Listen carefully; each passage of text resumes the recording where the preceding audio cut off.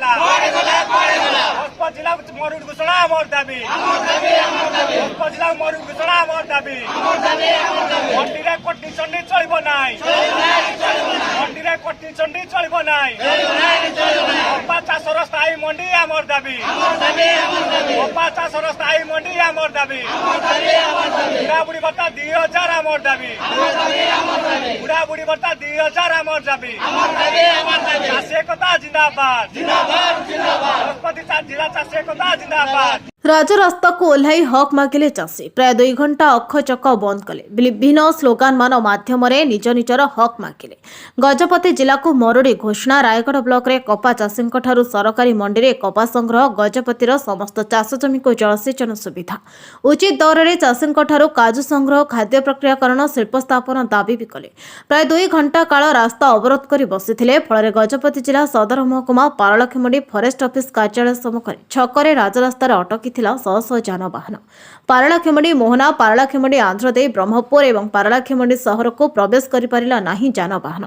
केवल जरूरीकालीन यथा आंबुलांस किंवा प्रस्तुति जाउथिबा गाड़ी को छाड़े चाषी स्लोगान में प्रकंपित होता पारलासर उपकंठस्थ फरेस्ट गेट छक तथा जाजपुर ग्राम छक अभावी वर्षा जो गजपति जिले में मरुड़ी परिस्थिति देखा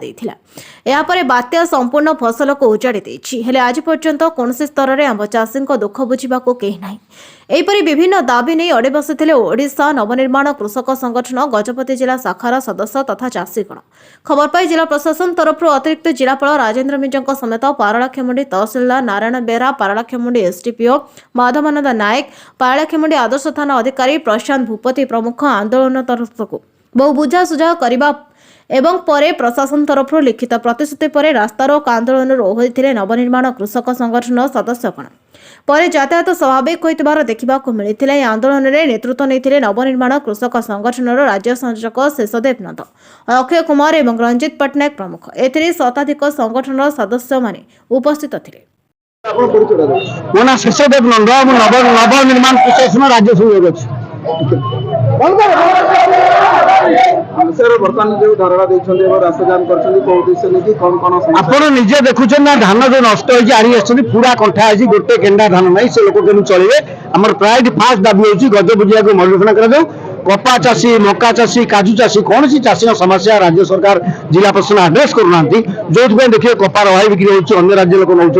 काजू लोक 900 टाँग बिकुच होलसेल 800 टाँग किनुचु काजू प्रक्रियाकरण शिल्प केमी देव कपाट को 12,000 किणवे 12,000 मारे बोली से जो 7,000 टाँग कहूँ मंडी में व्यवस्थित लोक 2-3टा प्रमुख दाबी रास्ता करूँ आपको नहीं नेता मैंने संगठक मैंने कलेक्टर भेटते से बुझुना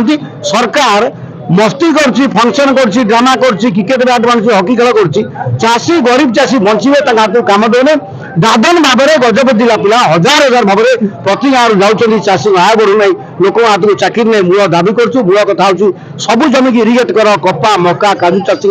समस्या समाधान कर गजपति जिला को मरुघोषणा कर एवं रिलीफ कोड रे तुम जो कर 12,000 50 दिया तुम हेडमास्टर लक्ष्य करी आम कहीं 12,000 गोटे 2 हेक्टर चाष कर गोटे हेक्टर चाष कर 13,500 नबू तुम जन को दरमा दो 2.5 लाख व्यवस्था विरुद्ध विद्रोह पे आंदोलन होगी 1 नंबर दाबी गजपति को मरुघोषणा कले आम आंदोलन ओरिजिनल प्रशासन कथा गोटे युव ओडिशा नवीन ओडिशा कार्यक्रम चलती जो विकास ना विकास मैंने कांथे रनमेले हुए विकास मठ मंदिर विकास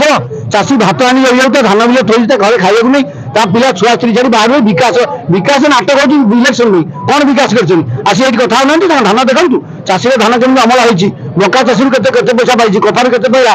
बसन कथबार्ता हूँ रास्तार 1000 मोटरसाइकेल नहीं मद पी राली कले विकास हो मिछ विकास बार्ता जाऊँगी धजिया हुए आंदोलन सब कराऊँ कपा 7,000 तार परिमाण रंजित पट्टनायक नवनिर्माण कृषक संगठन गजपति जिला प्रभारी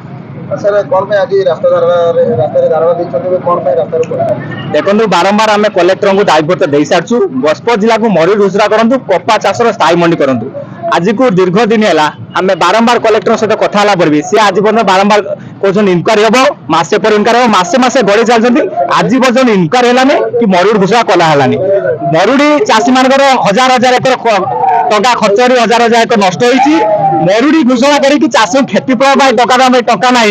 বর্তমান গজপতি জেলার মহোৎসব করি তুচ্ছারে কোটি কোটি টাকা খরচ হচ্ছেন তাক ডকা আছে চাষী ডকা নাই আমি ডিমান্ড করছু গজপতি জেলাকে মরুভূমি ঘোষণা করা যাও কপা চাষীଙ୍କର স্থায়ী মন্ডি স্থাপন করা যাও যা ফলে গভর্নমেন্ট রে 7,000 ଅଛି কিন্তু ବାହାର ରାଜ୍ୟର ବେପାରୀ ଆସିକି 6,500 ଟଙ୍କା 200 ଟଙ୍କାରେ କିଣି ନେଉଛନ୍ତି କପା ଚାଷକୁ ଚାଷୀ ଯାହା ଆମକୁ ତା ଉଚିତ ମୂଲ୍ୟ ପାଇପାରୁନି ଆମେ ଡିମାଣ୍ଡ କରୁଛୁ ଦ୍ୱିତୀୟ ଡିମାଣ୍ଡ ପ୍ରତି ପଞ୍ଚାୟତରେ ସରକାର ମଣ୍ଡି ହଉ କପାର ସ୍ଥାୟୀ ମଣ୍ଡି ହଉ କପା ନିଜେ ଯାଇ ମଣ୍ଡିରେ ଚାଷୀ ବିକି ପାରୁ କପା